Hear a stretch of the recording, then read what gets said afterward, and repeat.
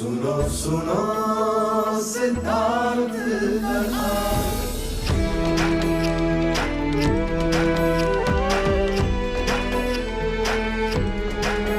संसार में दुख का कारण क्या, संताप शोक का निवारण क्या।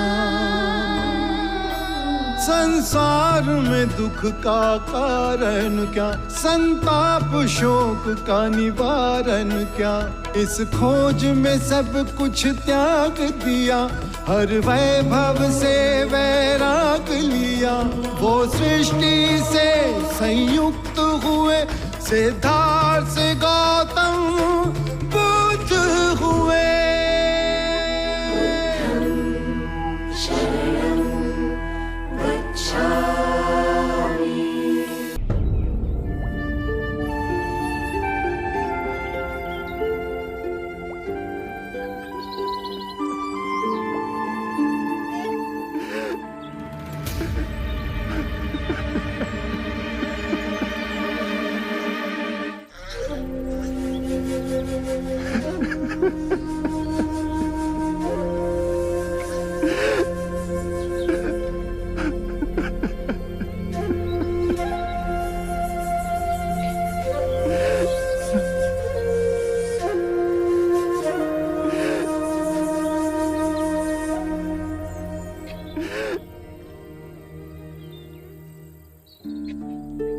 मुगलाना,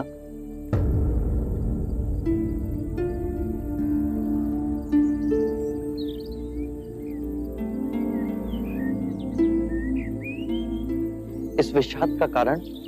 कई रात्रियों से पूर्ण ध्यान में मेरे विचार मेरी माता की ओर चले जाते। जब मैं बच्चा था तब जाने अनजाने में मैंने उसे कष्ट पहुंचा, परंतु मेरे विषाद का कारण ये नहीं है। उसके जीते जी मैं कुछ न कर सका, परंतु उसकी मृत्यु के बाद कुछ कर सकूं ताकि उसकी आत्मा को शांति आए। हर बार मैं ध्यान में देखता हूं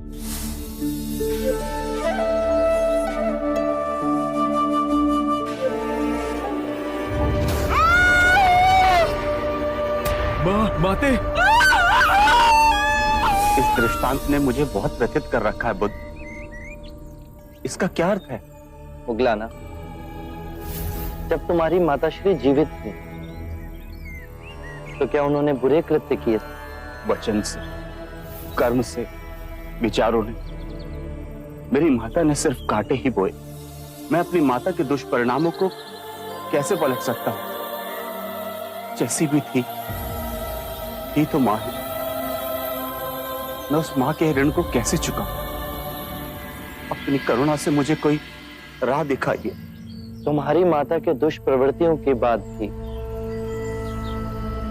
उनके प्रति तुम्हारा स्नेह देखकर मैं अति प्रसन्न हुआ मुगलाना। माता पिता का ऋण तो आकाश के समान है। दिन हो या रात, हर मनुष्य को उस ऋण का सदैव स्मरण होना चाहिए। माता पिता को सच्ची श्रद्धांजलि है कि अपने जीवन को आनंद और संस्कार से जियो, सत्कर्म करो और अपने पुण्यों को माता पिता को समर्पित कर दो। तुम्हारा जीवन तो ऐसा ही है मुगलाना। तुम सेवा, समर्पण, शांति का आदर्श जीवन जी रहे हो। यदि तुम अपने पुण्य को अपने माता पिता को समर्पित करोगे तो उनके पाप भी कम हो जाएंगे। धन्य हुआ मैं। पवर्ण दिवस पर तुम और संघ के सभी भिक्षु तुम्हारी माता के रूपांतरण के लिए प्रार्थना समर्पित करेंगे। गहन ध्यान और शुद्ध मन से की गई प्रार्थना में बहुत शक्ति है मुगलाना। वो तुम्हारी माता के सभी पापों को गला देगी, उन्हें धर्म की राह पर ले आएगी। हम एक मुक्ति समारोह करेंगे जहां संघ के सभी भिक्षु अपने माता पिता के रूपांतरण के लिए प्रार्थना करेंगे, चाहे वो जीवित हो या मृतक। करुणा के सागर हैं आप। सबके लिए निरंतर चिंतन। एक दिया असंख्य दियों को प्रज्वलित करता है मुगलाना, उससे दीपक का प्रकाश घटता नहीं अपितु और बढ़ता है, आनंद बांटने से बढ़ता है।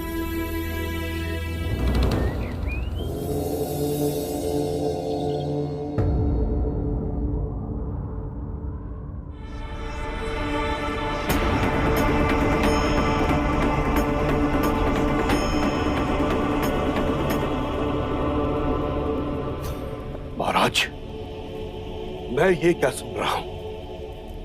आप बुद्ध के अनुयायी बन गए हैं। घोर अनर्थ।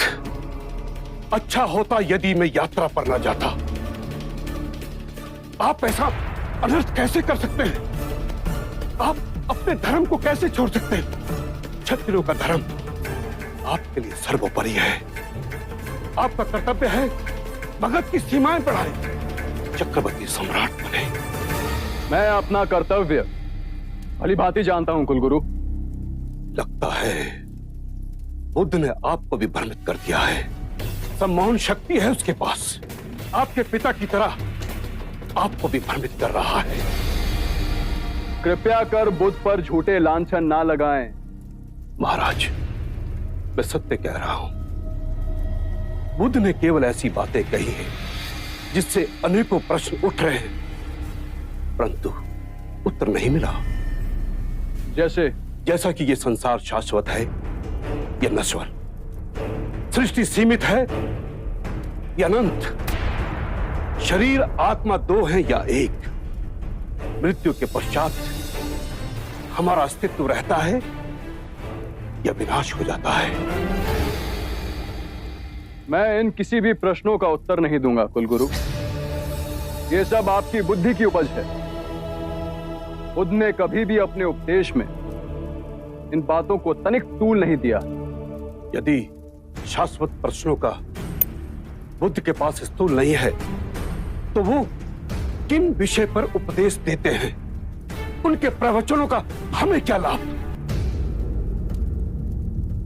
बुद्ध कहते हैं कि अपने शरीर, अपनी श्वास को साधो, उससे अपने अंतर्मन को छिन्न भिन्न करती विभिन्न भावनाओं को समझोगे, दुख और संताप पर विजय पाओगे। जीवन की छोटी छोटी अनेक लहरों के थपेड़ों में सजग और ध्यानपूर्ण जियोगे।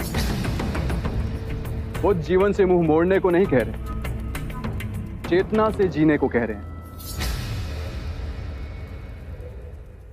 कुलगुरु, जीवन इन्हीं छोटी छोटी बातों का बहुमूल्य रत्नकोश है, ना कि बड़ी सैद्धांतिक बातों का। छोटे छोटे लोग छोटी छोटी खुशियों के साथ जीते हैं, परंतु आप तो सम्राट हैं।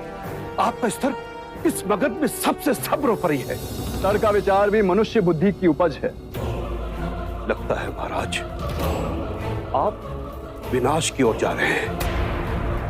एक क्षत्रिय होकर ज्ञानियों जैसी बातें कर रहे हैं आप। क्षत्रिय और ब्राह्मण, ये अंतर भी मनुष्य बुद्धि ने पैदा किया। मुझे बुद्ध के चरणों में शांति मिली। महाराज, यदि आपको शांति चाहिए तो मैं इसके कई उपाय आपको बता सकता हूं। आपसे केवल मुझे अशांति ही मिली है कुलगुरु। आप क्या मुझे शांति देंगे? आपकी बातों में मैं अपने धर्मपरायण पिता की मृत्यु का कारण बना। आंखें मूंदता हूं तो महाराज बिंबिसार की प्रेम भरी मूरत छुप छुप कर मुझे निहारती दिखाई देती है। न रातों को नींद है, न दिन को चैन है। क्षमा करिए महाराज, एक ब्राह्मण हूं, सत्य कहने से संकोच नहीं करूंगा। इस विषाद का कारण पितृ हत्या का पछतावा नहीं, अम्रपाली के भिक्षुणी बनने का आघात पहुंचा है आपको। कुलगुरु,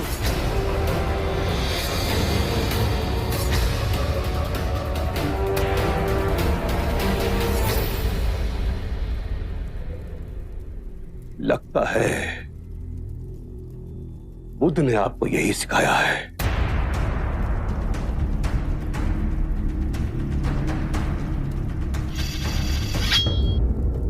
मगध के लोगों को आपसे बहुत सारी आशाएं थी, परंतु आप हमारा ही दमन कर रहे हैं। चलिए ऐसे ही सही, हम इसके लिए भी तैयार हैं।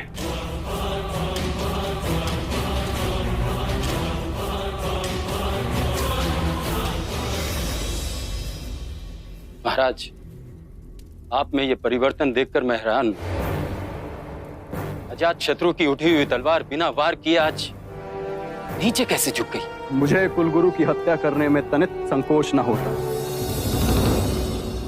किंतु यदि ऐसा करता तो मेरे गुरु बुद्ध का अपमान होता। बड़े ऊंचे स्वर में बोल कर गए हैं कुलगुरु।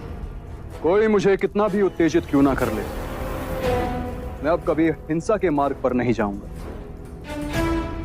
जो मार्ग मेरे गुरु दिखाएंगे उसी मार्ग पर चलूंगा।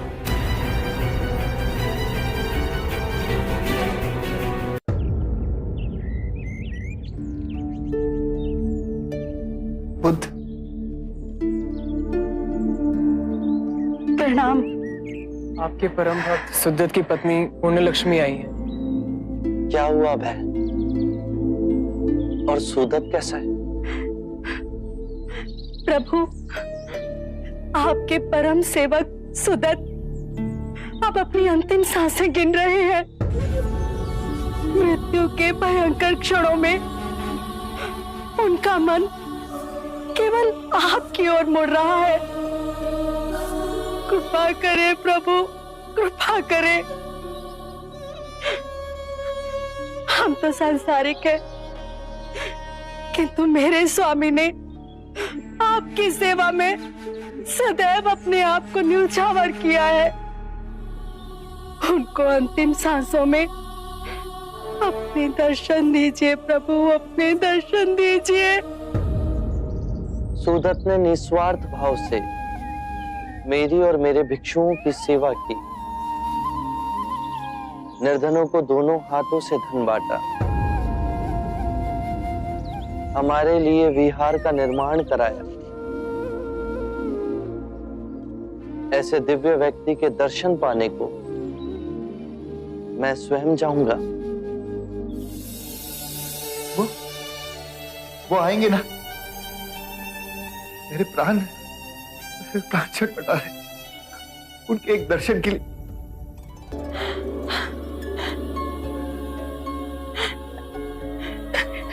देखिए तो, स्वयं बुद्ध आए हैं। बुद्ध,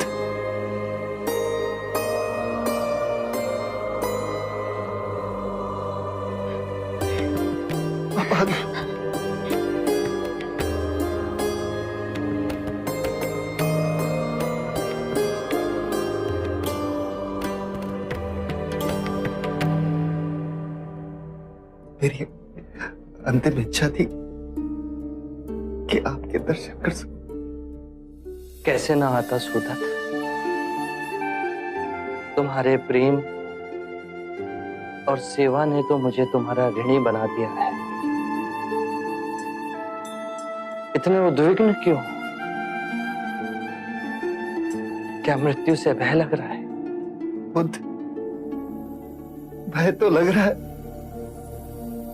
पर आपको देख लिया तो मन में हिम्मत बन रही। डरो मत सुदत। आज तक तुमने अपना सारा जीवन दूसरों की सेवा की। तुम्हें कोई भी कष्ट नहीं हो सकता। जैसा मैं कहता हूं, केवल उस और ध्यान धरो। मृत्यु का सामना करने का साहस स्वयं तुम में जगेगा। अपनी आंखें बंद करो और ध्यान धरो। मैं ये आंखें नहीं, मैं ये आंखें नहीं, मैं ये कान भी नहीं, मैं ये कान भी नहीं, मैं जिह्वा भी नहीं, मैं जिह्वा भी नहीं, मैं शरीर भी नहीं, मैं शरीर भी नहीं, मैं ये चित्त भी नहीं। मैं ये चित्त भी नहीं।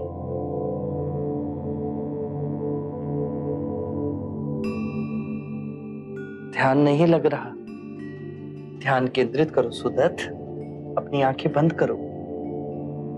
जो मैं देखता हूं वो मैं नहीं, जो मैं सुनता हूं वो मैं नहीं, जो गंध आ रही है वो मैं नहीं,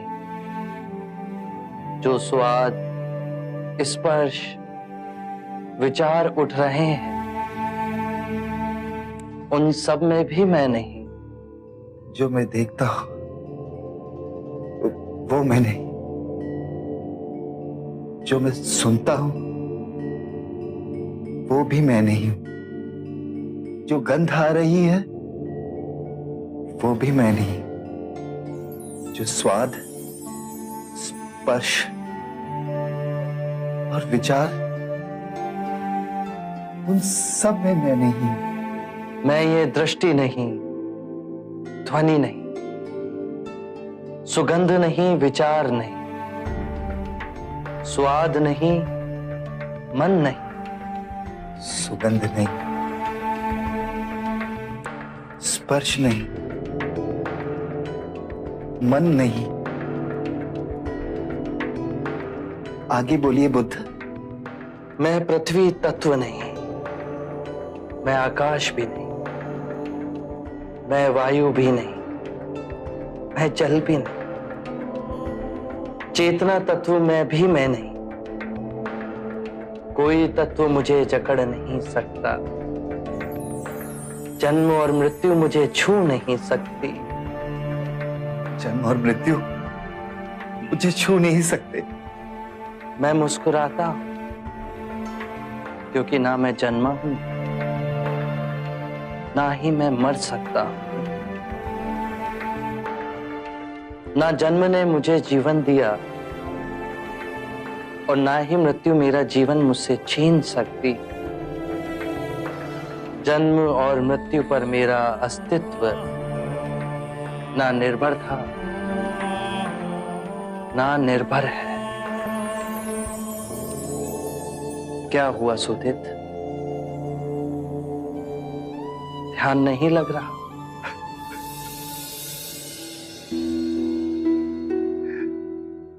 ध्यान तो लग रहा है प्रभु। आपके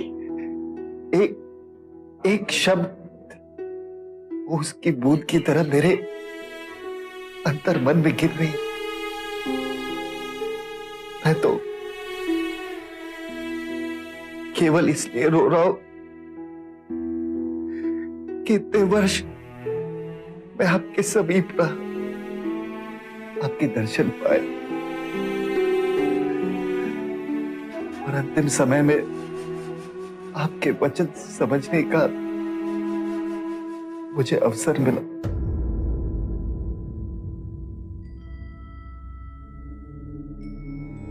धन्य है बुद्ध, धन्य है आप।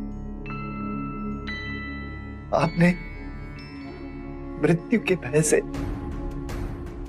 जिसने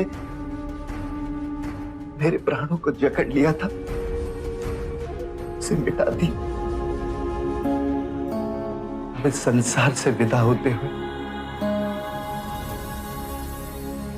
आखिरी क्षण तक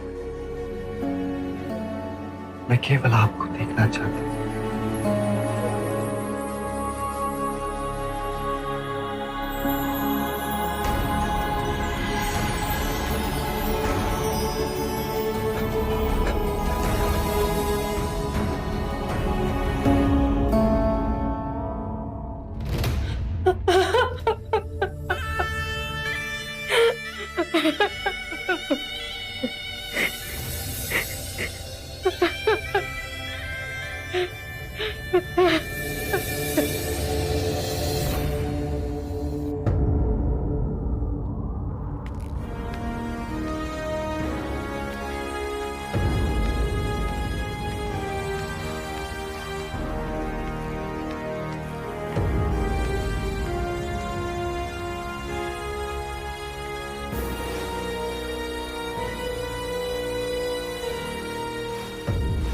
महाराज, ये दोनों व्यापारी आपके समक्ष एक विनती लेकर आए।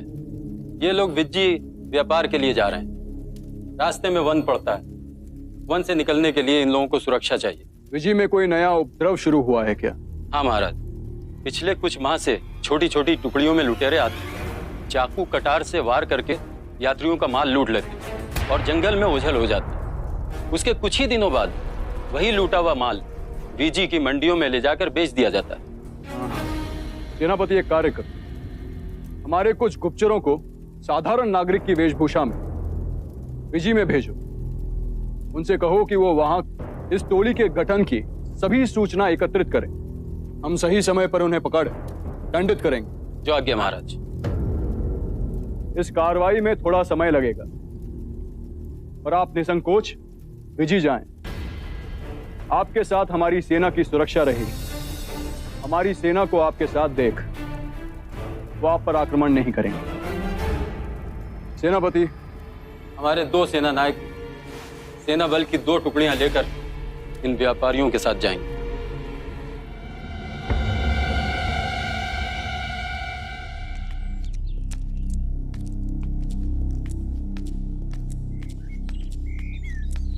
मित्र, हम ये सोच रहे थे कि हमने ये क्या जीवन पाया है। एक सेना नायक होने का अर्थ होता है देश की रक्षा के नाम पर मानव हत्या करें। आपने मेरे मुंह की बात छीनी। महाराज अजत शत्रु का अनुमान गलत है। विजी के लुटेरे बहुत बेधड़क हैं। वो हमें देखकर भय से डरकर भाग नहीं जाएंगे। वो अपनी सत्ता जमाने के लिए हमसे युद्ध लड़ेंगे और हमें ना चाहते हुए उनका वध करना पड़ेगा। इसके पश्चात ये व्यापारी धन कमाने के लिए जुट जाएंगे और मानव हत्या के पाप का बोझ ढोने के लिए हमें छोड़ दिया जाएगा। सत्य कहा आपने मित्र। अब हमें ये पाप का बोझ उठा के लगता है पूरा जीवन व्यतीत करना पड़ेगा। मृत्यु के पश्चात हमें स्वर्ग नहीं नरक मिलेगा। महाराज ने तो मुक्ति का मार्ग खोज लिया है और स्वयं बुद्ध के अनुयायी बन बैठे। इतने सारे पाप करने के बाद भी वे मुक्ति के मार्ग पर चल पड़े हैं। तो क्या हमें मुक्ति नहीं मिलेगी? सत्य कहा। महाराज ने तो पंचशील के सिद्धांतों का पालन कर अहिंसा का मार्ग अपना लिया और हमें हिंसा के मार्ग पर भेज रहे हैं। आप अपनी जगह सही हैं, पर जब तक हम सैनिक हैं, हम महाराज की आज्ञा का उल्लंघन नहीं कर सकते। ये देशद्रोह कहलाएगा। इसलिए हमें कोई और मार्ग ढूंढना पड़ेगा जिससे हमें मुक्ति मिल सके। एक मार्ग है, यदि हम बुद्ध के अनुयायी बन जाएं, तो कोई हमें हिंसा के मार्ग पर जाने के लिए विवश नहीं करेगा। ये सही रहेगा। आज ही हम दीक्षा लेकर भिक्षु बन जाएंगे ताकि आने वाले जीवन में हमें भी मुक्ति मिल सके। चलिए।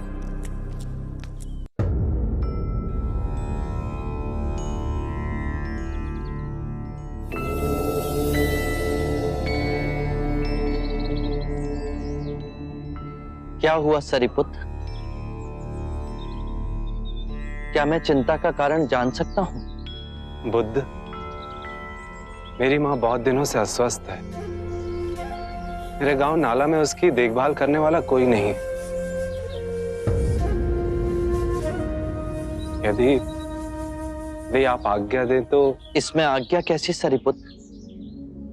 माँ की सेवा से उत्तम कोई और कार्य नहीं। सेवा भी एक विशेष अवसर है सरिपुत्र। यदि सच्चे हृदय से सेवा की जाए तो उसमें भी ध्यान साधा जा सकता है। कोई वचन जिससे मेरी माँ को शांति मिले? मन और शरीर के स्वास्थ्य का रहस्य है कि जो बीत गया उसका ना शोक मन में और ना ही वाले कल की चिंता। जिस क्षण में हो, जो क्षण तुम्हें मिला है, जो तुम्हारे समक्ष है, उसी क्षण को पूर्ण ध्यान पूर्वक और पूर्ण समझ द्वारा जी लो।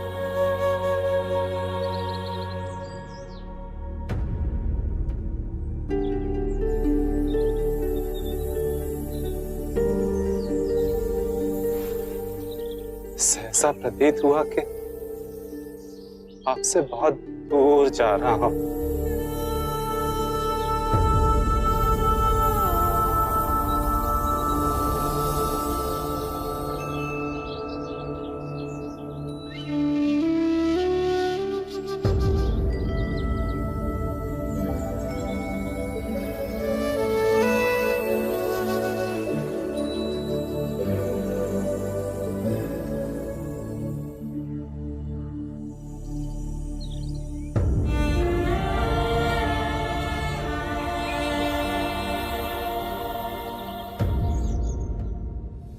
सब अपनी चिंता, व्यथा, शोक ले आपके पास आते हैं।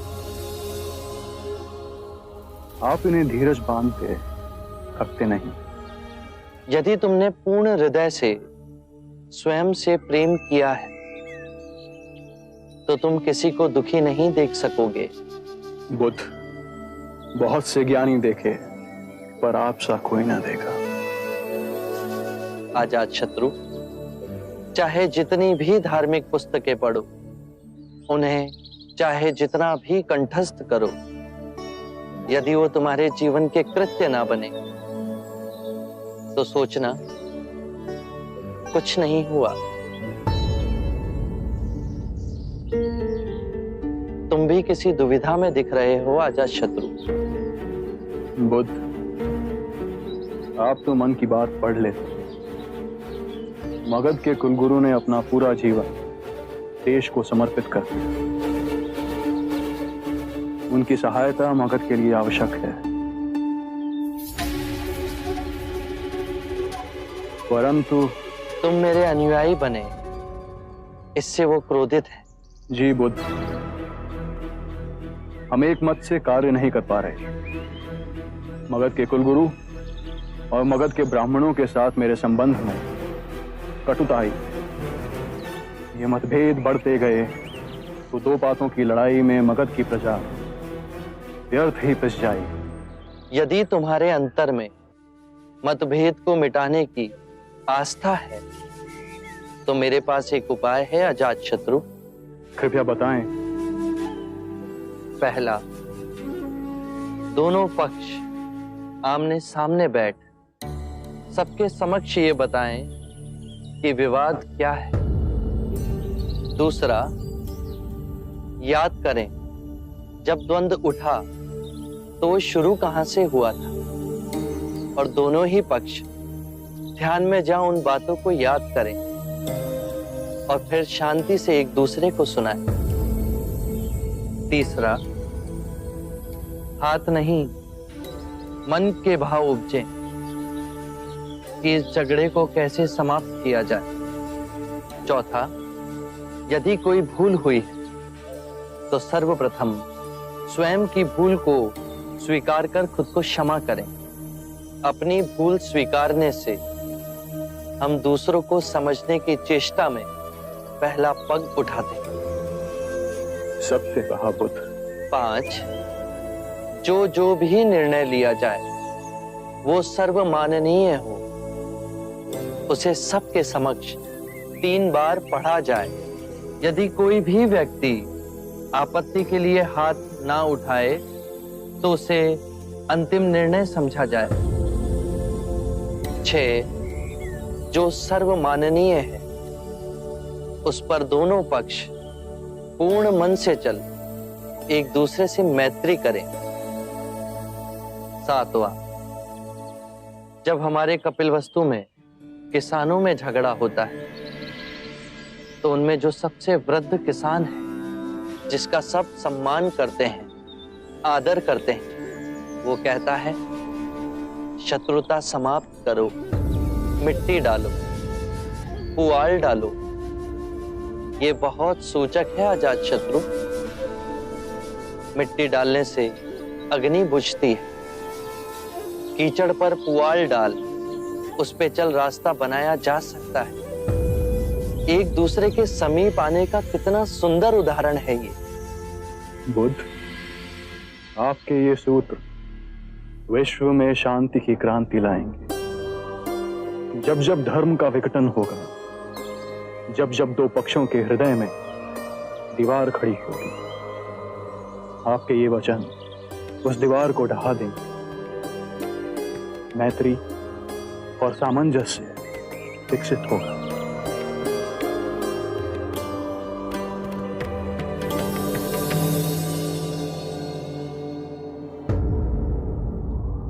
कुलगुरु, हमारे बीच के मतभेद के कारण मगध का कार्य बाधित हो।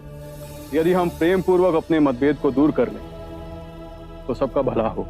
महाराज, मैं हृदय से आपकी भावनाओं का सम्मान करता हूं।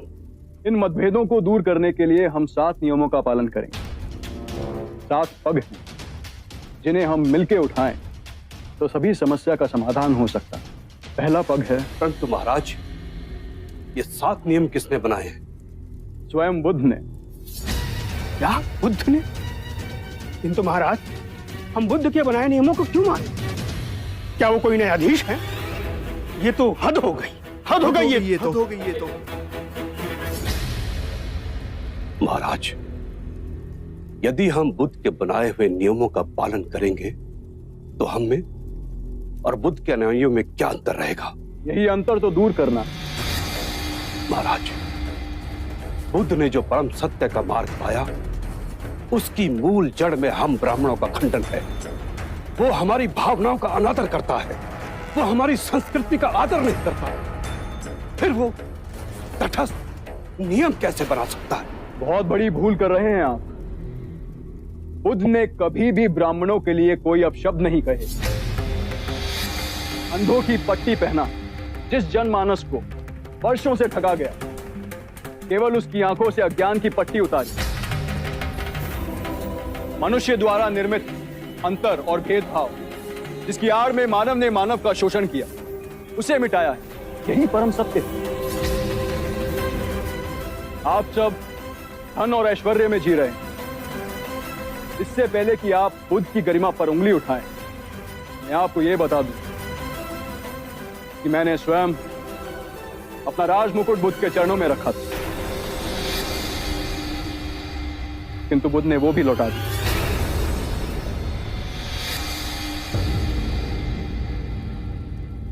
सत्ता की, बल की लालसा बुद्ध को छू नहीं सकती। वैसे ही जैसे दुर्गंध भरी वायु बुद्ध के समीप नहीं आ सकती। वो राजाओं के राजा हैं, जो सब त्याग निर्धन बने। उनमें अधिक आत्मिक शक्ति है कि हम सब में।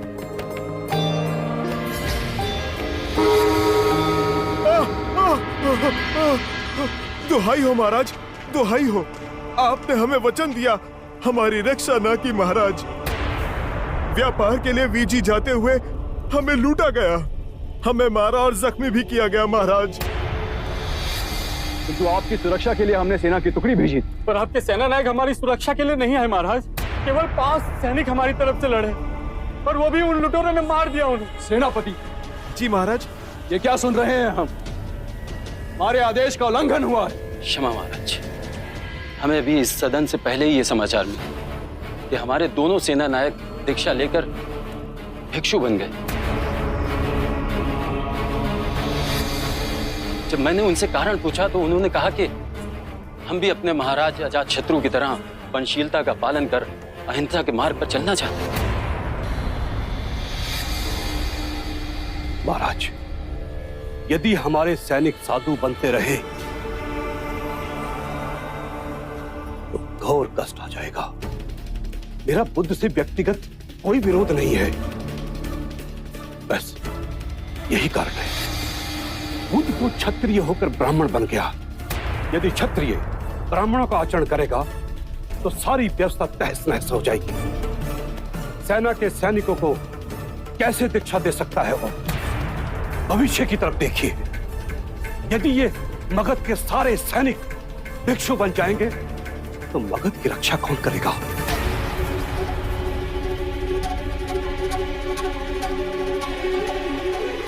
गुरुदेव, कुलगुरु का कथन चिंता योग्य है।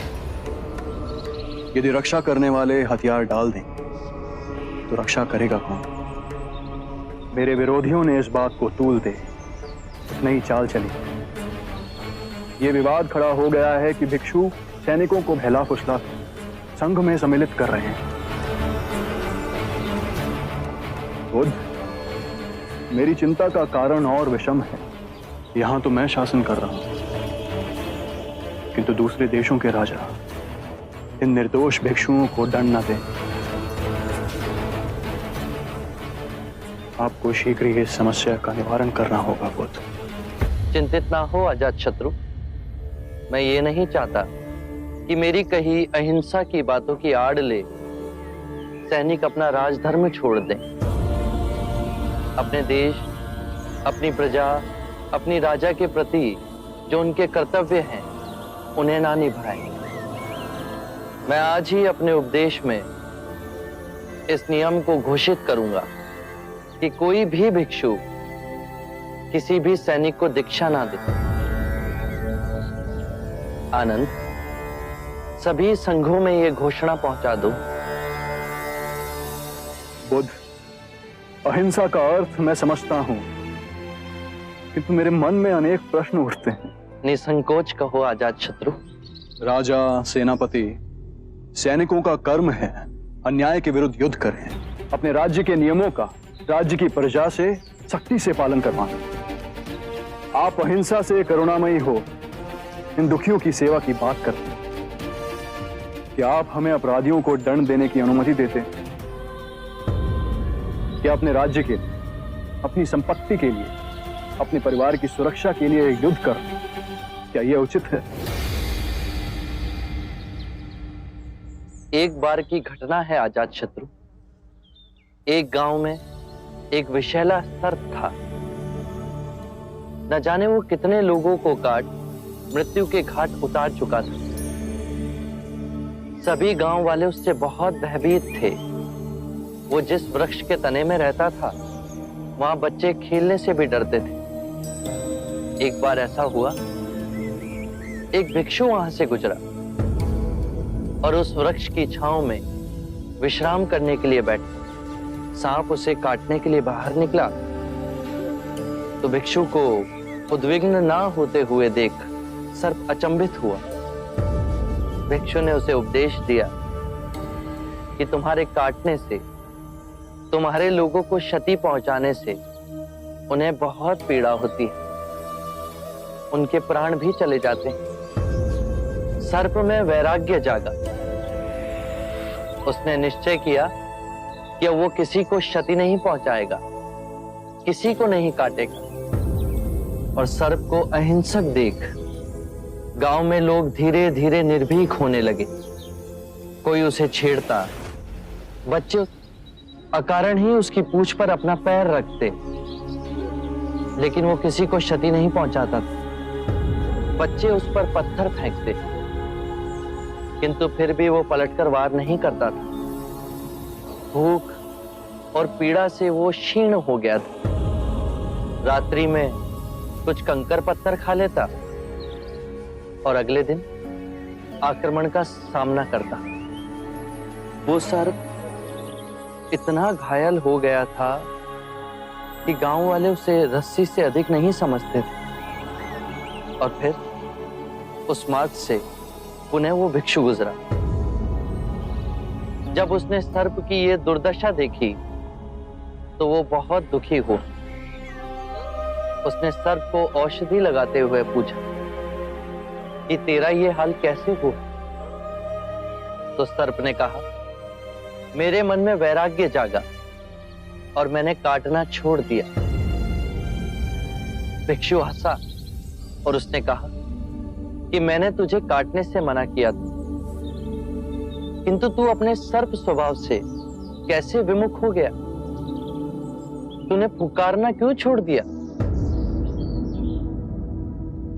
किसी भी बात की अति, अहिंसा की भी अति, यदि ध्यान से देखोगे तो हिंसक बन जाती।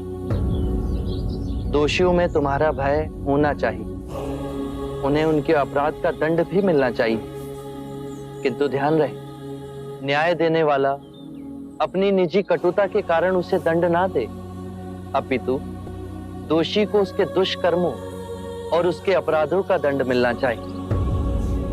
यदि क्रोध, लोभ, ईर्ष्या बीच में आए तो वो न्याय ना होगा। बुराई को भलाई से जीतो। यदि बुराई भलाई पर हावी होने लगे तो मनुष्यता का नाश होगा। यदि बुराई को परास्त करने के लिए युद्ध भी करना पड़े तो वो भी करो, किंतु उस युद्ध के कारण तुम स्वयं ना बनो। यदि करना पड़े तो केवल निमित्त मात्र ही करो। बुद्ध, आपके इतने सुंदर और महिमामयी वक्तव्य ने मेरे हृदय से सभी अंधकार को दूर कर एक नई ज्योत प्रज्वलित की है। धन्य हुए भाग्य मेरे जो आप मेरे जीवन में पधारे। आरंभ हो गई निर्वाण प्रथा, सुनो सुनो ये बुद्ध कथा। कितने भी धार्मिक ग्रंथ पढ़ लो, कितना ही उन्हें कंठस्थ कर लो, यदि वो तुम्हारे जीवन के कृत्य ना बने तो समझना कुछ भी नहीं किया।